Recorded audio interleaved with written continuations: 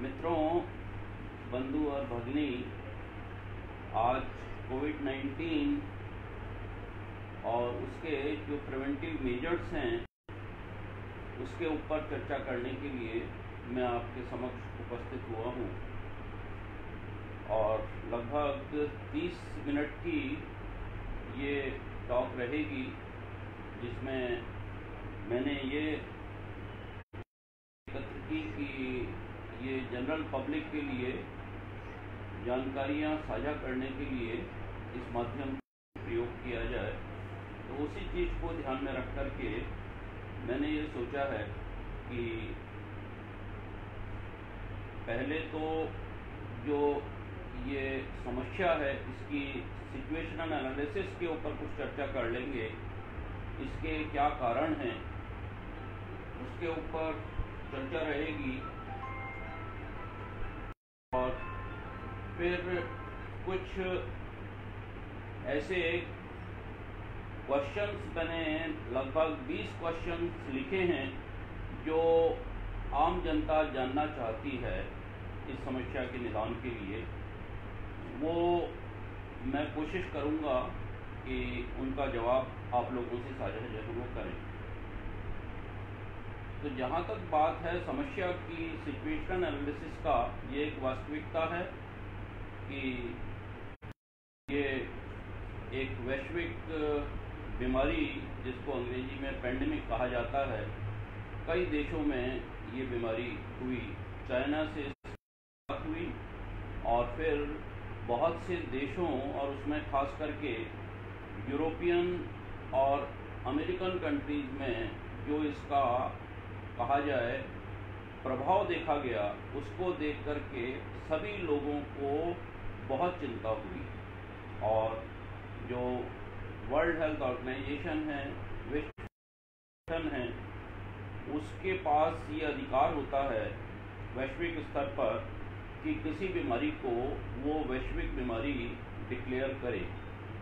उससे ये एक अधिकार मिल जाता है कि सभी देश अपने अपने स्तर पर ऐसा जो है वो काम करें जिससे कि इस बीमारी का उनके देश में तो एंट्री ना हो, और उसका यदि प्रकोप हो भी जाता है तो उससे बहुत ज़्यादा लोगों को ना हो, तकलीफ ना होने का मतलब केसेस ज़्यादा ना हो और उसकी वजह से मॉर्टेलिटी ना हो।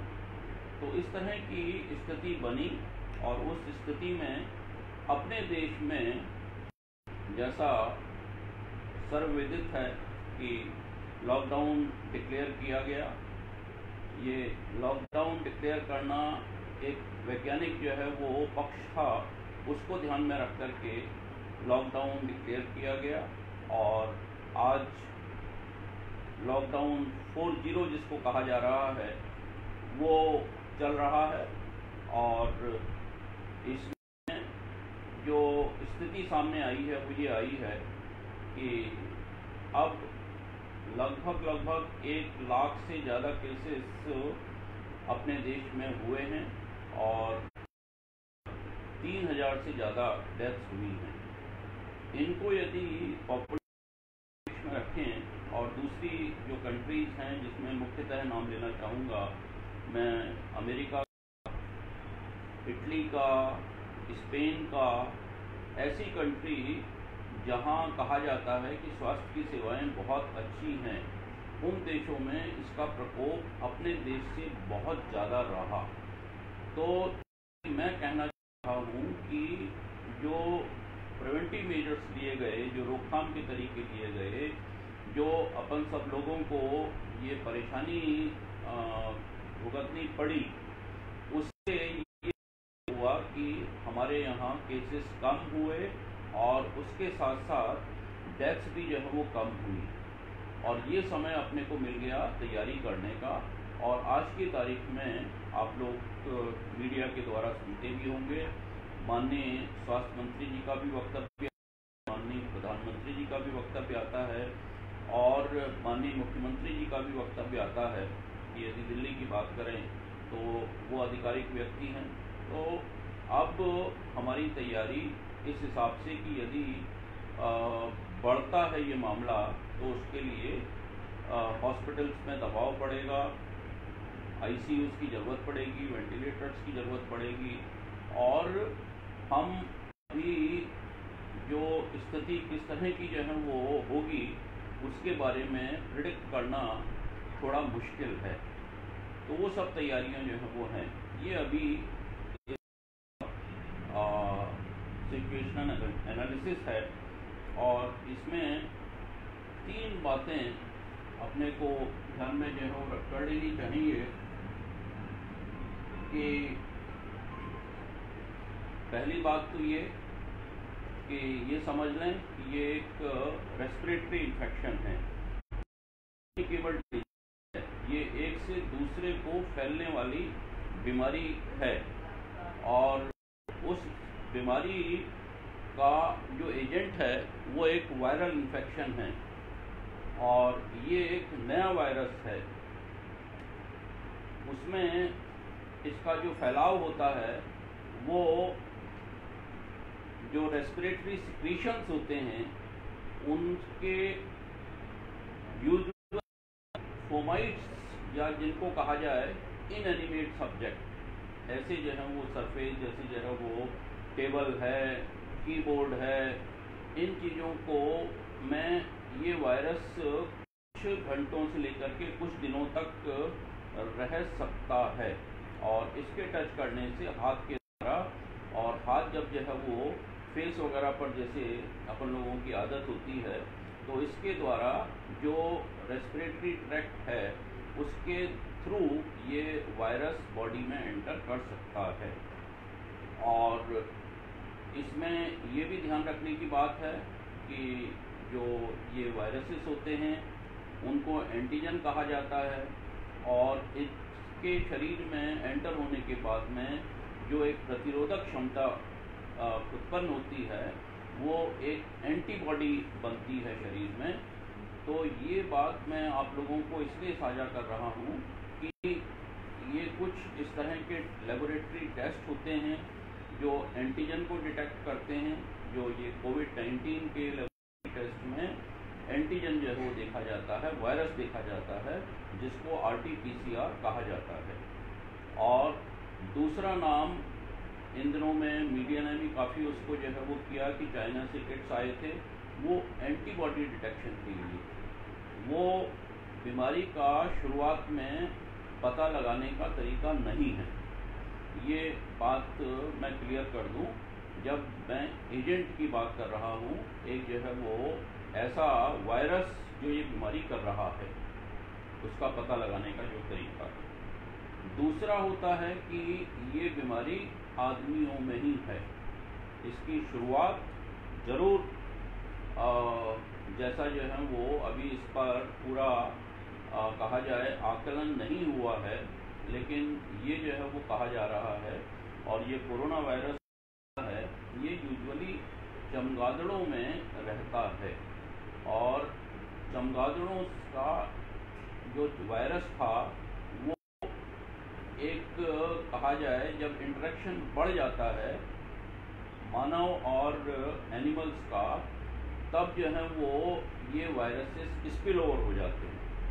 तो ये आज की तारीख में इसने जो रूप ले लिया है, चमगादड़ से शुरुआत हुई, फिर मानव में आया और मानव से फिर मानव में फैलने लगा। तो आज की तारीख में जो कोविड-19 जिस वायरस का नाम दिया गया है, जो अभी चर्चा का विषय है, वो ह्यूमन ही जो है वो होता है। तो इसमें ह्यूमन होस्ट हुआ और वो अपने शरीर में कुछ इस तरह की प्रतिरोधक क्षमता जो है वो पैदा कर सकता है कि जिससे कि यदि इस बीमारी का जो वायरस है वो एंटर भी हो तो प्रतिरोधक क्षमता उसको जो है वो कंट्रोल कर सके। तो उसके लिए कुछ होती हैं जो इम्यूनिटी जो है वो बूस्ट करती हैं और उसमें खास करके जो आयुष के काढ़ा वगैरह हैं और जो हमारी पद्धति है, गर्म पानी का प्रयोग है, ये सब चीज़ें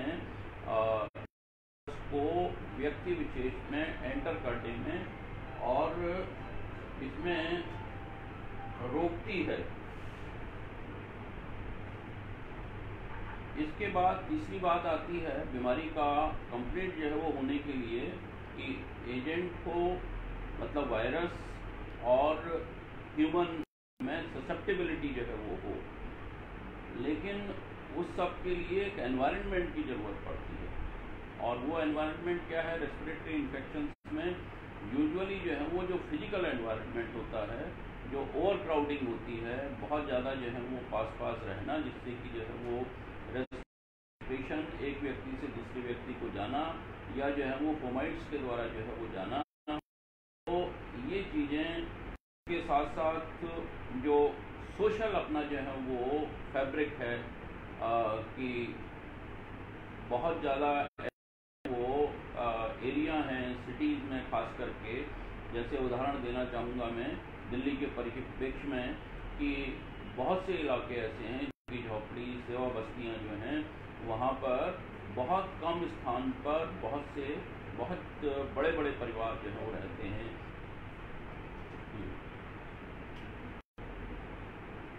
हेलो, हाँ, बात छूटी थी अपनी एजेंट, होस्ट और एनवायरनमेंट के लेवल पर, और अब बात करते हैं मेजर्स लिए गए। उसमें सबसे इम्पॉर्टेंट जो रहा तरीका वो रहा physical distancing with social binding. ये जो है वो कि एक व्यक्ति दूसरे व्यक्ति से लगभग 1 मीटर का 3 फीट का जो है वो डिस्टेंस बना करके रखे। वो किस कारण?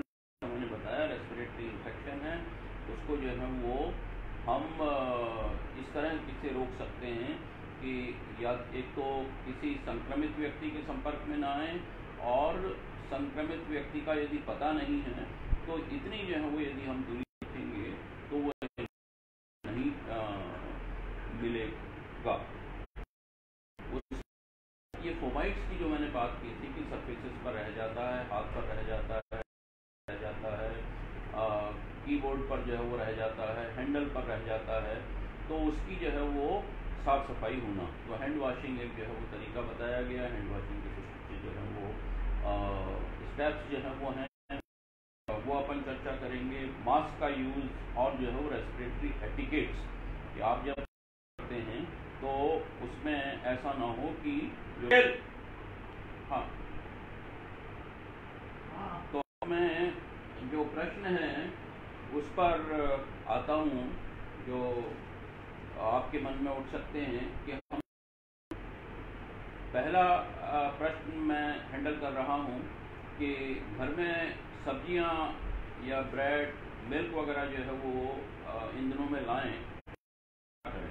तो इसमें मेरा कहना ये होगा कि अभी एक शब्द चल रहा है न्यू नॉर्मल्स का, कि ये जब चीज़ें आती थी तो परंपरा है अपने समाज में कि सब्जियों को धोते हैं, सब्जियों को पानी में भिगो करके रखते हैं, सब्जियों को बहुत से परिवारों में पोटेशियम परमैंगनेट के ग्रेन्यूल्स डाल करके और उस पानी से साफ करने का परंपरा रहती है। तो ये चीज़ें चालू रखनी पड़ेगी, और जो परंपरा हमारी रही है उसका ध्यान जो है वो रखना आवश्यक है। वो केवल अभी की परिस्थिति में नहीं, बल्कि ये एक तरह से हमको लंबे समय हमारी जो है वो आदतों में जो ट्रेडिशनली रहा है उसको कंटिन्यू करने की आवश्यकता है। दूसरा प्रश्न आप लोगों के मन में हो सकता है कि मास्क की बहुत बात होती है, तो हम कौन सा मास्क जो है वो यूज करें। तो आम जनता के लिए जो मास्क घर में बना हुआ है वो मास्क भी पर्याप्त है।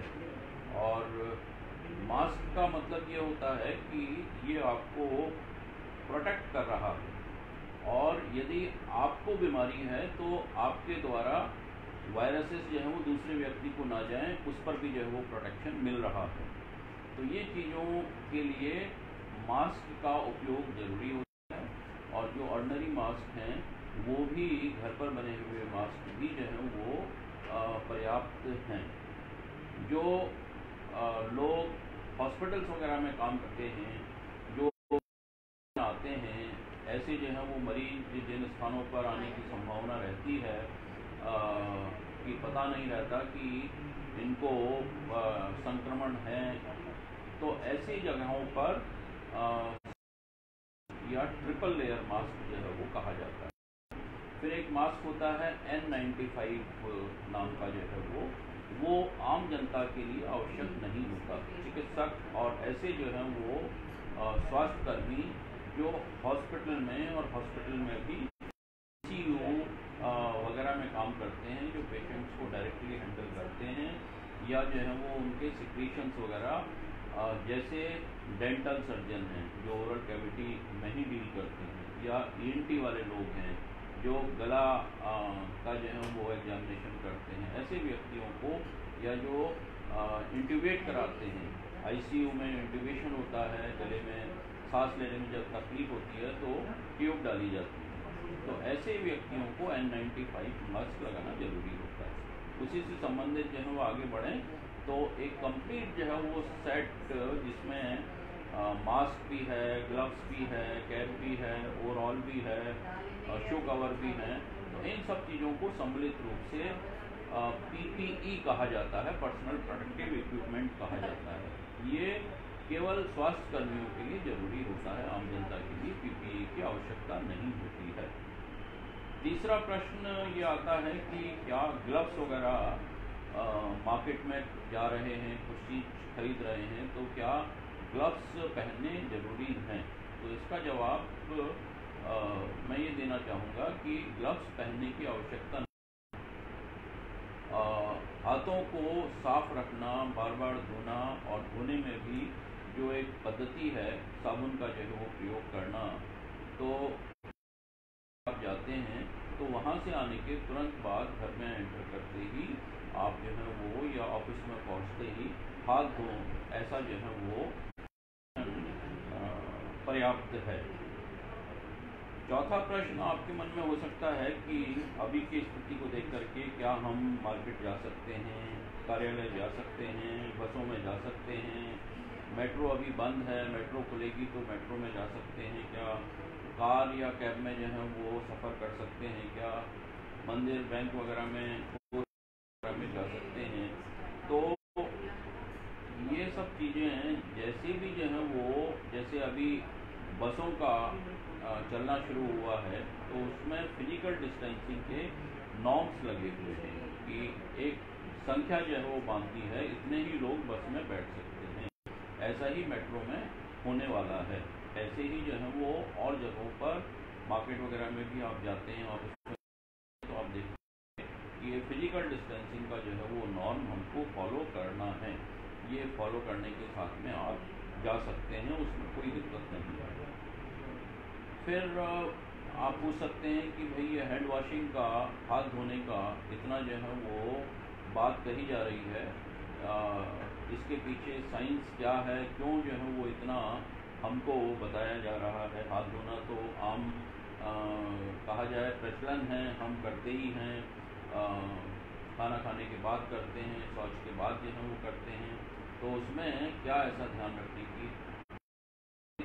की बात इसलिए है कि हाथ के जो हिस्से हैं और ख़ास करके जो उंगलियों के बीच का स्थान है, जो ये नेल्स हैं, इसके अंदर वाली जो वो जगह रह जाती है, या हाथ के पीछे वाला हिस्सा है, इनमें कीटाणु, इसमें वायरस जो है वो यदि वहाँ तक पानी और साबुन ना पहुँचे तो रह सकता है। इसलिए ये कहा जाता है कि लगभग 20 सेकंड की एक जो है वो पद्धति, जिसमें जो है वो साबुन को लेकर के हाथ हथेली पर जो है वो रख लें, फिर जो है वो दोनों हाथों के बीच में रख लें, फिर जो है वो अंगूठों को साफ कर लें, और फिर जो है वो अंगूठे को घुमा कर लें, और फिर जो है वो पीछे वाला पोर्शन भी धो करके, ये जो है वो पद्धति है जो हमको ध्यान रखनी चाहिए।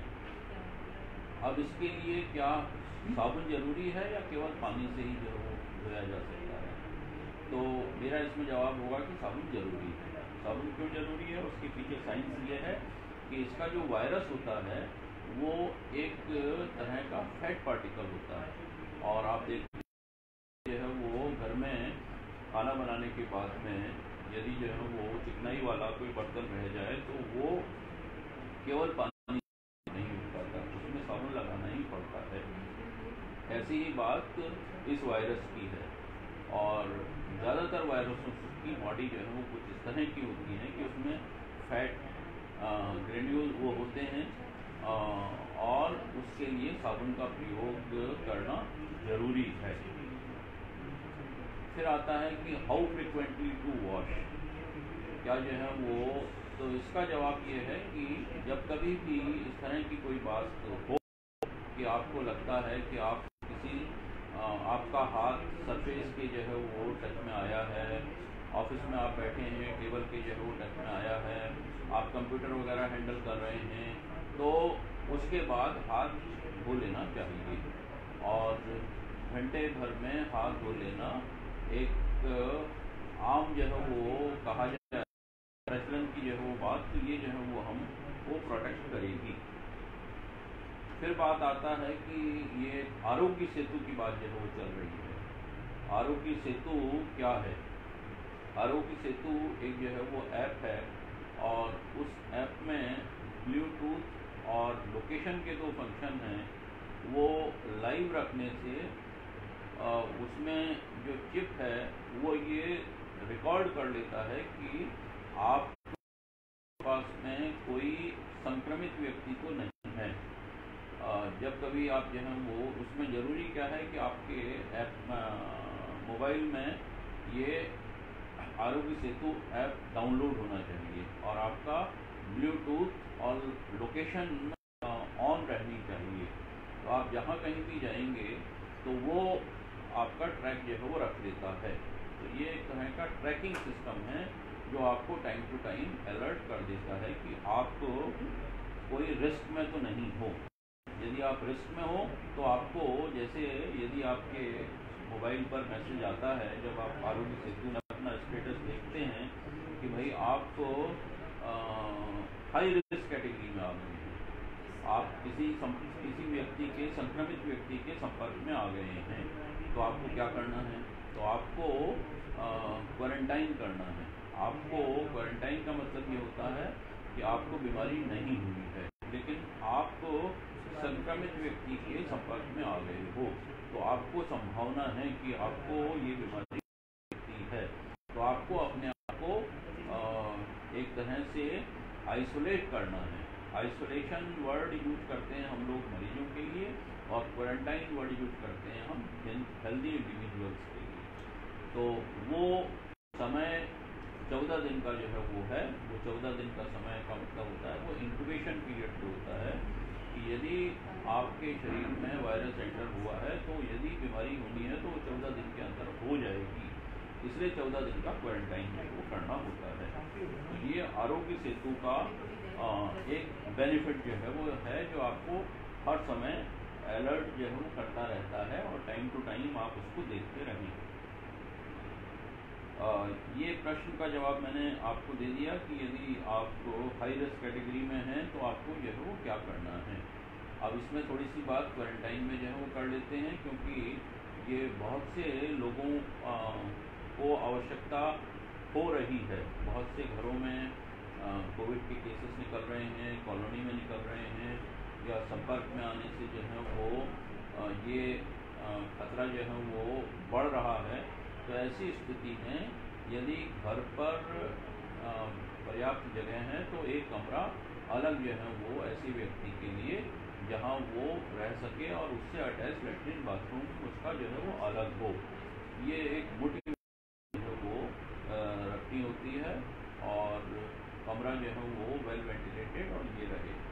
जिन घरों में, जिन परिवारों में ऐसी स्थिति नहीं है तो वहाँ क्वारंटाइन सेंटर जो है वो बने हुए हैं, सरकार की तरफ से भी बने हुए हैं, और बहुत सी स्वयंसेवी संस्थाएं भी जो है वो धर्मशालाओं में ऐसे जो है वो जगहों पर जहाँ पर बेड लगाए जा सकते हैं बड़ी मात्रा में, 100-200 ऐसे जो है वो क्वारंटाइन सेंटर्स जो है वो बने हुए हैं दिल्ली सरकार के द्वारा भी जगह जगह बने हुए हैं और बहुत सी स्वैच्छिक संस्थाओं ने भी जो है वो इस तरह के क्वारंटाइन सेंटर बना रखे हैं।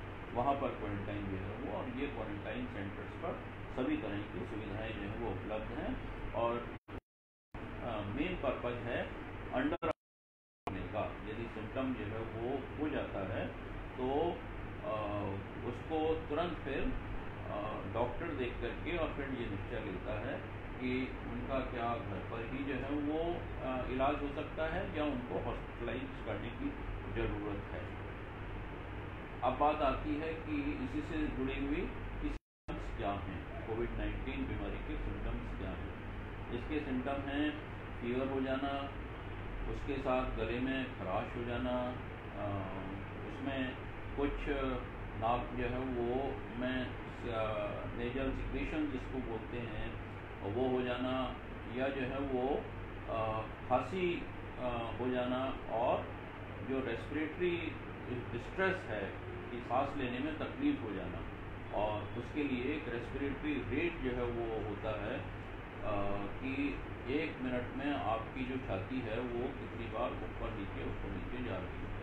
जो कोई भी जो है वो घर पर भी व्यक्ति मेजर कर सकता है छाती की मूवमेंट देख करके। तो ये यदि 30 से ऊपर जो है वो हो जाती है तो उसको ये माना जाता है कि हॉस्पिटलाइजेशन की ज़रूरत है। तो ये कुछ सिम्टम्स हैं। कुछ सिम्टम्स ऐसे जो है वो अभी जानकारी में आए हैं जिसके ऊपर डॉक्यूमेंटेशन हुआ है कि जो सूंघने की क्षमता होती है वो कम है। तो ये भी जो है वो सिम्टम का हमको ध्यान रखना चाहिए। और इन सिम्टम के बाद में क्या जो है वो हमको करना है, ये अगला प्रश्न जो है वो होता है। तो ऐसी ज़रूरत पर यदि आपके आसपास में कंफर्म केस है तो आपको एज ए केस अपने आप को ट्रीट करना है। यदि रेस्पिरेटरी प्रॉब्लम नहीं है और कोई ऐसी बात नहीं है तो अब होम आइसोलेशन भी गवर्नमेंट ने अलाउ किया है। नई गाइडलाइंस आई हैं जिसमें घर पर, जैसा मैंने क्वारंटाइन के लिए बताया वैसे ही जो है वो घर पर यदि आइसोलेट करने की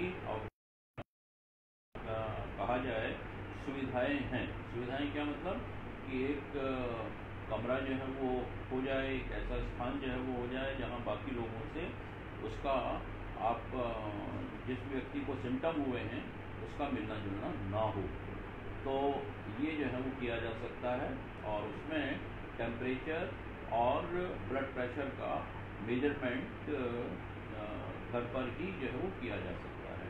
आजकल ब्लड प्रेशर के लिए भी डिजिटल इंस्ट्रूमेंट आ रहे हैं, बीपी इंस्ट्रूमेंट आ रहे हैं, उससे जो है वो, और टेम्परेचर वाला भी थर्मामीटर, डिजिटल थर्मामीटर आ रहा है, मरकरी थर्मामीटर, क्योंकि मरकरी का एक जो है वो एनवायरनमेंट पर इफेक्ट जो है वो पड़ता है, इसलिए आजकल डिजिटल थर्मामीटर।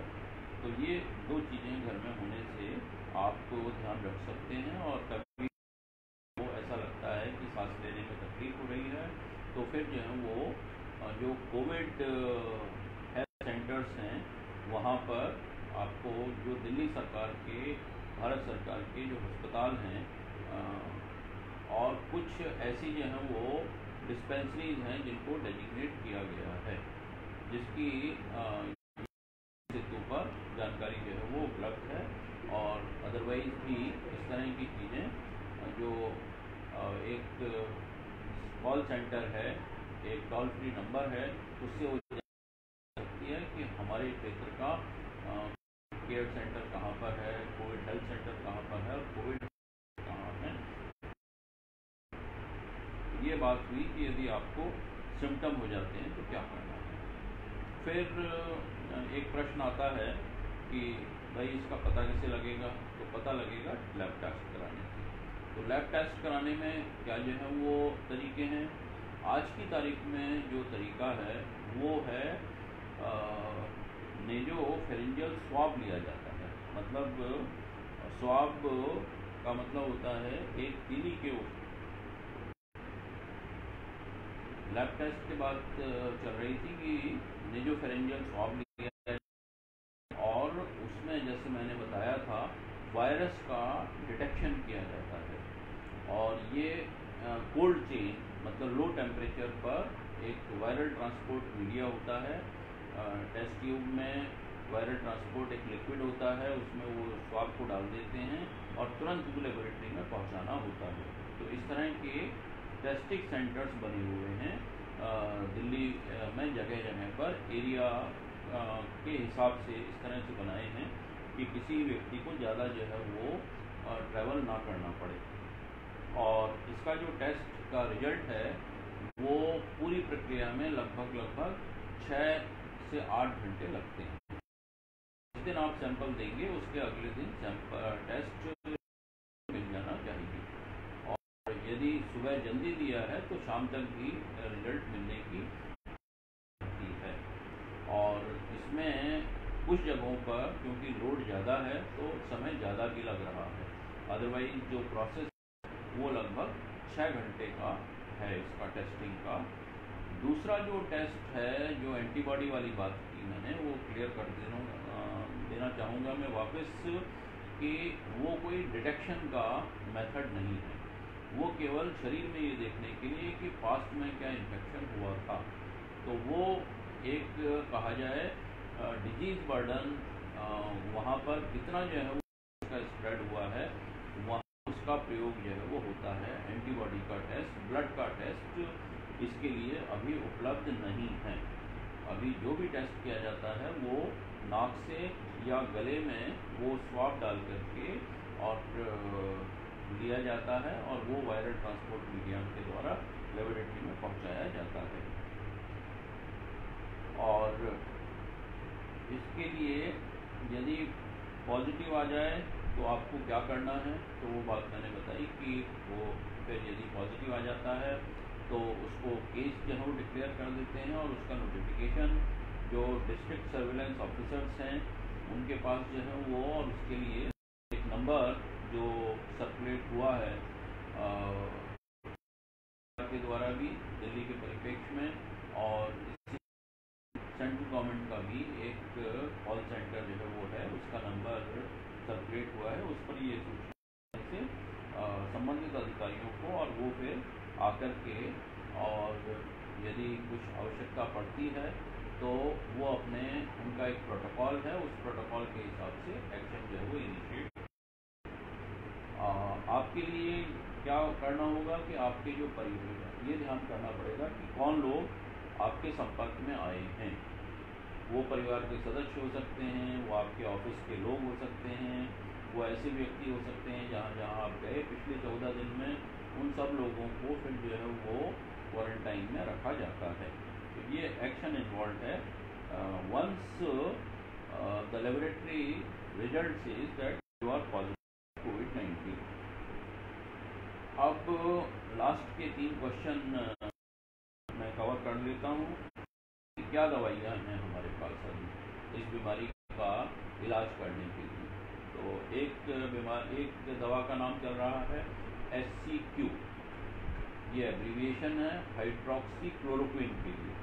क्लोरोक्विन नाम की जो दवा मलेरिया में प्रयोग होती थी, उसी मॉलिक्यूल बेटर मॉलिक्यूल है जो कम एसिडिटी करता है और कम जिसके साइड इफेक्ट होते हैं, हाइड्रोक्सी क्लोरोक्विन।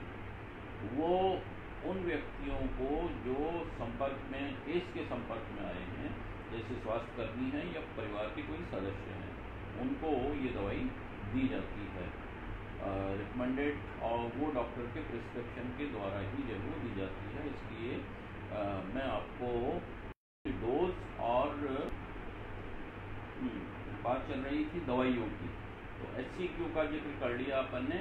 दूसरी दवाई जिसका एक तरह से देखा गया है कि अब ये सब दवाइयाँ मैं पहले क्लियर कर दूं कि किसी का भी अब ये सब ट्रायल की स्टेज में है, कोई भी दवाई का एक तरह से कंक्लूडिंग वो नहीं आया है कि एविडेंस कि ये दवाई है इसमें।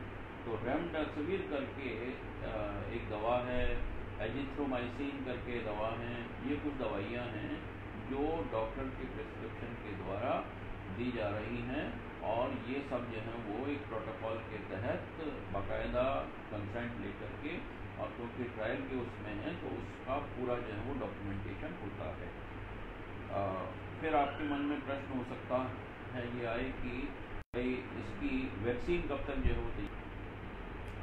वैक्सीन के ऊपर बात चल रही थी कि पहली बात तो कि इस पर बहुत देशों में काम चल रहा है, अपने देश में भी काम चल रहा है, और इसके लिए कहा जाता है कि कैंडिडेट वैक्सीन पर काम जो है वो चल रहा है।